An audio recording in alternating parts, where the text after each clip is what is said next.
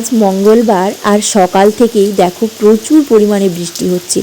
সকাল থেকে বলাটা ভুল হবে, বলতে পারো ওই রাত থেকেই বৃষ্টি শুরু হয়েছে। অনেকক্ষণ আগে ঘুম ভেঙেছে, কিন্তু বিছানায় শুয়েছিলাম, উঠিনি। তার কারণ হচ্ছে উঠে আমি কি করব। উঠে তো আমাকে বাসি কাজগুলো করতে হবে, আর সেগুলো করতে গেলে তো আমাকে বাইরে যেতে হবে। আমি ভেবেছিলাম যে বৃষ্টিটা ছেড়ে যাক তারপরে উঠবো। উঠেছি ধরো ওই 6:15 নাগাদ। উঠে দেখছি সেই বৃষ্টি, একটুও বৃষ্টি কমছে না। তো এখন আমাকে বাইরে বাসন টাসন সব কিছুই ধুতে হবে। কি আর করা যাবে, চলো একে একে কাজগুলো সারতে হবে। যেহেতু বৃষ্টি কমছে না, সেই জন্য আমি বাইরে বাসনগুলো বের করে দিয়ে রান্নাঘরটা ঝাঁট দিয়ে পরিষ্কার করে এখন চলে এসেছি মুড়ি খাবার জোগাড় করব। এখন একটু আম কেটে নেব, আর আমটা যেহেতু আমাদের বাড়িতে প্রতিদিনই এখন খাওয়া হচ্ছে, সেজন্য পার ডেই এখন আম কাটতে হচ্ছে। ওদিকে আবার আমার হাজবেন্ড বৃষ্টির মধ্যেই পড়াতে চলে গেল। ওকে বলছি যে তুমি একটু পরে যাবে, একটু বৃষ্টি ছেড়ে যাক। বলছে না, আমার টাইম হয়ে গেছে, আমাকে যেতে হবে। ওদিকে আবার ছোট ননদের বাড়ি থেকে আজকে ছোলা সেদ্ধ দেবে বলেছে। তো আমার ছোট ভাগ্নি অনেকখানি ছোলা ভিজিয়ে দিয়েছে, সেই জন্য বলছে অনেকটা ভিজিয়ে দিয়েছে, কি আর করা যাবে, তোমাদের বাড়িতে একটু দেব। আর ওদিকে একটু বেগুন পুড়ে নিলাম বাবার জন্য। অ্যাকচুয়ালি ছোলা সিদ্ধ যেটা দেবে সেটা মায়ের জন্য, নিরামিষটা দেবে, আর আমিষ যেটা করেছে সেটা ওর ভাইয়ের জন্য দেবে। বাবা বললো আমি খাবো না, ওটা বাবুকে দিও। আর যেটুকু ছিল সেটা আমি আর মা ভাগ করে খেয়েছি। আর বাবার জন্য একটুখানি বেগুন পুড়েছিলাম, একটাই বেগুন পুড়েছিলাম।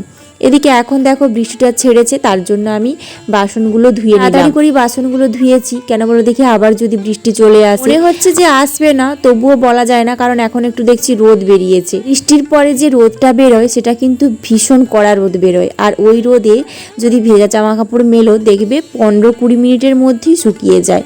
এখন দেখছি বেশ ভালো রোদ বেরিয়েছে। কালকের কিছু ভেজা জামা কাপড় ছিল, ওগুলো ছাদে মেলে দিলাম। চলো ইন্ট্রোটা দিয়ে নিই। হ্যালো এভরিওয়ান, কেমন আছো সবাই? আশা করছি সবাই ভালো আছো। আমার নতুন আরো একটি ভিডিওতে তোমাদেরকে স্বাগত জানাই। জানো তো, বৃষ্টি হলে এমনিতে ঘরের মধ্যে কোনো সমস্যা নেই, তবে এই যে বাইরের যে সমস্ত কাজগুলো থাকে সেগুলো করতে খুবই প্রবলেম হয়। যেমন বাসন ধোয়া, তারপরে এই যে ধরো কাচাকুচি করলে কি হয় বলো তো, জামা কাপড় মেলা, এগুলো ভীষণ পরিমাণে প্রবলেম হয় আমার এখানে। তো কিছু করার নেই, অ্যাডজাস্ট করতে হয়। তো যখনই একটু রোদ বেরোয় তখনই বাইরের যে সমস্ত কাজবাজগুলো ওগুলো সেরে নিতে থাকি। এদিকে এখন একটু মুড়ি খাবো। এই যে দেখো ছোলা সেদ্ধ নিয়ে নিয়েছি, আমও নিয়ে নিয়েছি, আর ওদিকে বিছানার চাদর টাদরগুলো বদলে দিলাম। চাদরগুলো আজকে কাচবো, দেখি যদি ফাঁকা করে তাহলে কাচবো, না হলে এক সাইডে রেখে দেবো, পরে কাচবো। বেশ রোদ বেরিয়েছিল জানো তো, আমি কি করলাম, কেচে দিলাম সব।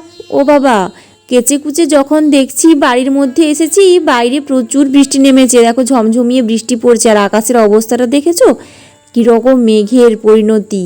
আমার তো এখন চিন্তা লেগে গেছে যে এতগুলো জামা কাপড় আমি কোথায় মেলবো। আমি ভাবলাম যে যা হোক রোদ বেরোবে, বেশ কেচে দেবো, বেশ ঠিক আছে। ও বাবা, এত বৃষ্টি হচ্ছে, এখন তো এই জামা কাপড় নিয়ে আমাকে নাজেহাল হতে হবে। আর এদিকে দেখো আজকে আবার মাথায়ও শ্যাম্পু নিয়েছি।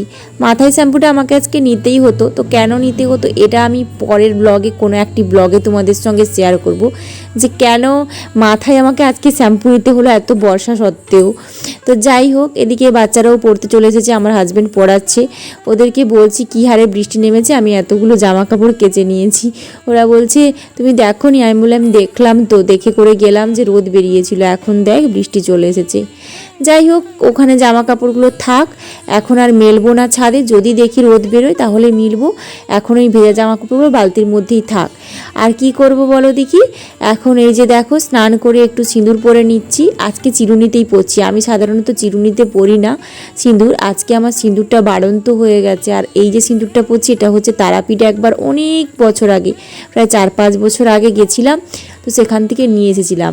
এই সিঁদুরটার কালারটা না খুব একটা লাল নয়, ওই কালচে খয়েরি টাইপের। কি করব বলো, আমার তো সিঁদুর বাড়ন্ত হয়ে গেছে, তার জন্য এটাই পরলাম।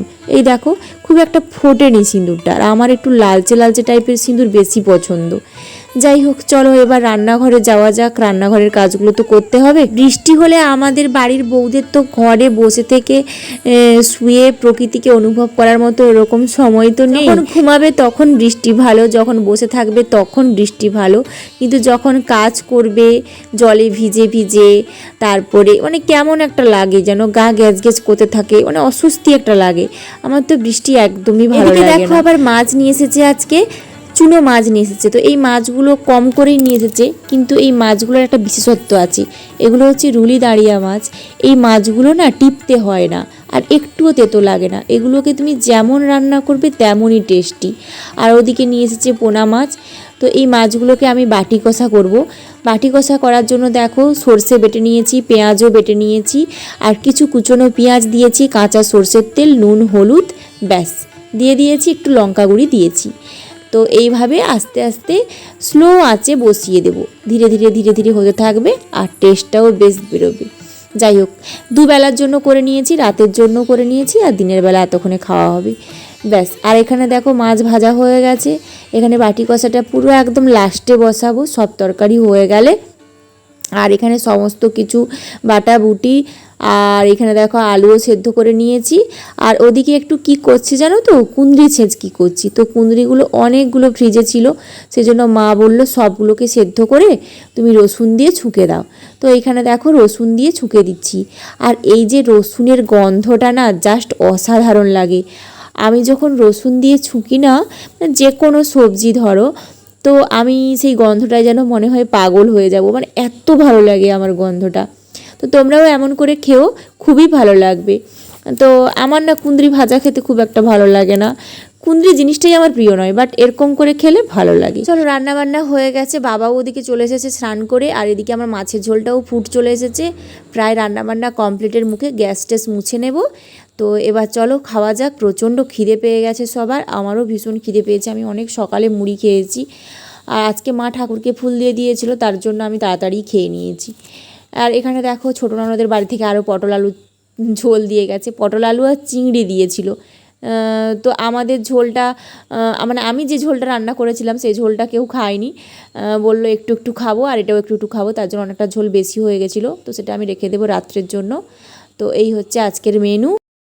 অনেকক্ষণ থেকে চুলটাই আমার খোলা হয়নি, যেহেতু রান্নাঘরের কাজে ব্যস্ত ছিলাম। বাড়ির বউদের এই হয়, নিজের দিকে খেয়াল রাখার একদমই সময় হয় না। সংসারের কাজে সব সময় মানে সংসারের দিকেই মনটা থাকে, কখন ওই কাজটা করব, কখন সেই কাজটা করব। তো যাই হোক, এখন হচ্ছে একটু রেস্ট নেব। তো রেস্ট নিয়ে তারপরে যখন বিকেলবেলা পড়াতে বসেছিলাম, দেখছি প্রচুর রোদ বেরিয়েছে। তো বাবা আমাকে বলছে, বৌমা আর প্রচুর রোদ বেরিয়েছে, তুমি জামা কাপড়গুলো মেলে দিবে যাও।